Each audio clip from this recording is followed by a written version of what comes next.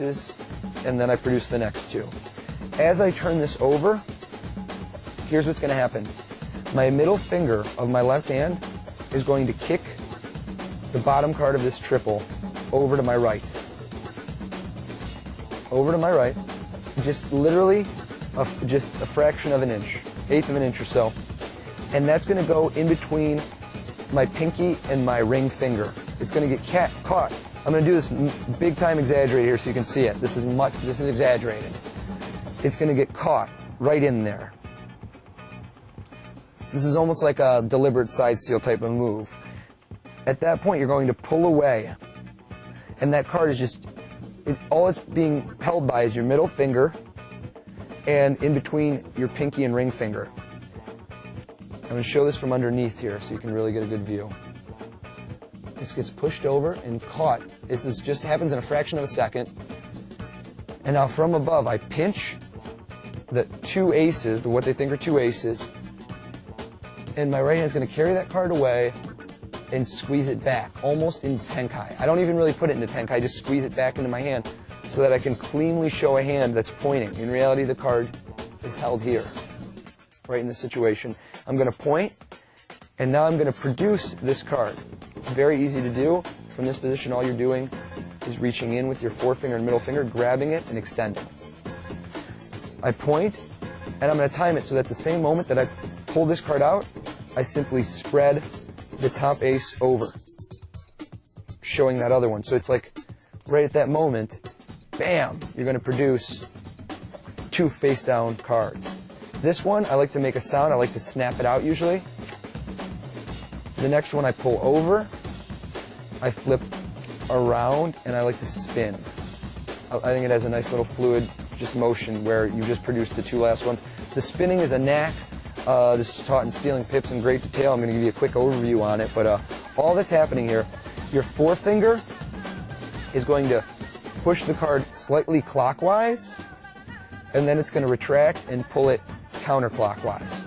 It's a knack. There's no good way to explain it other than to experiment. You push it over, and then you're going to release, and the card's just going to spin on your middle finger. This card is simply spinning around on my middle finger balanced.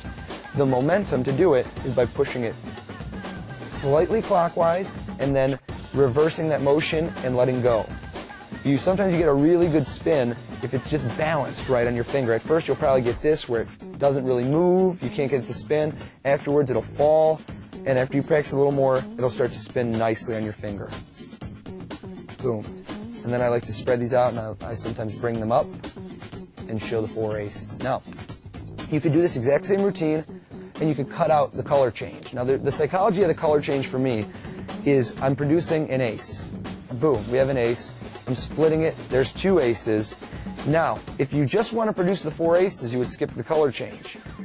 But I don't feel the color change takes away from the effect. I feel that it adds. It makes it more amazing in the spectator's mind, because at this point, you only have two cards as far as they're concerned. So when they watch these change, they're not thinking, where did those red aces, where is he hiding the red aces? They're thinking, how on earth did red aces just turn into black aces? Because then you clearly show two cards, two fronts and two backs, very openly. So people aren't going to then say, when you produce the two red aces, oh, that's where he was hiding them. It's going to be like, oh my God, now where did those two red aces come from? I think it adds. It doesn't. I can see where people would think differently, where they'd say, oh, but you just exposed it, so now when the red aces are produced, we already know that they were there hidden. Try it out for yourself. Decide which one you like better. You really have to experiment. Go out there. I personally have found the color change is strong. It's an added bonus. And at the end, the production, boom, bam.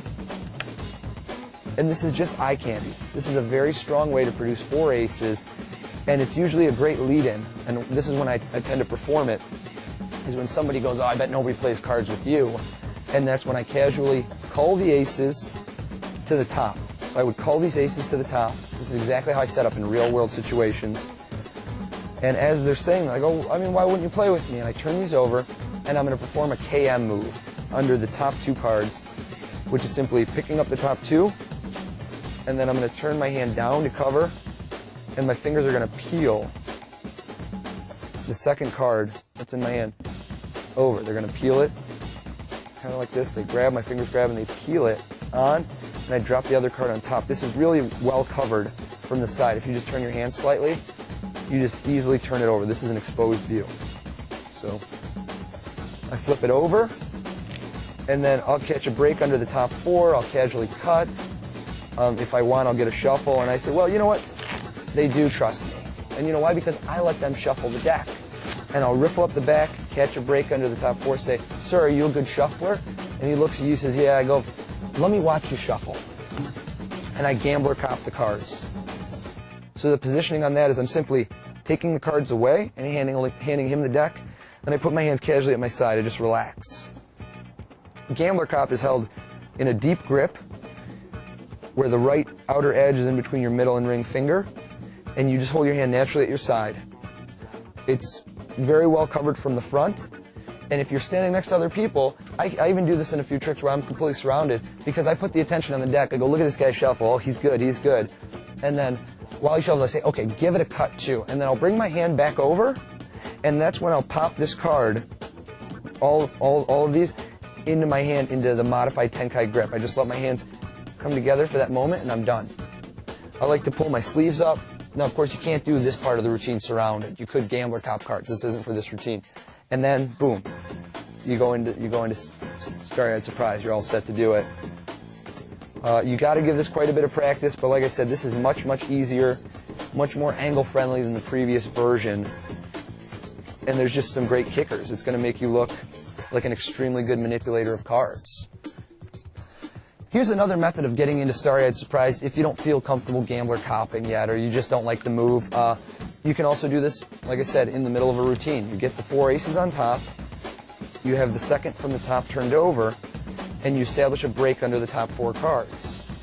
Now you can just as easily kind of just put your hands together on top of the deck on the offbeat, and you can tenkai the cards. Just let them pop off your fingers, and with your thumb, grab them. Just the easiest way you can possibly imagine. That's it. Just grab them right off, lay the deck down, and you're ready to go. You can pull a sleeve up, pull the sleeve up, just mind your angles, back of the hand towards the spectators, and you're ready to begin the trick.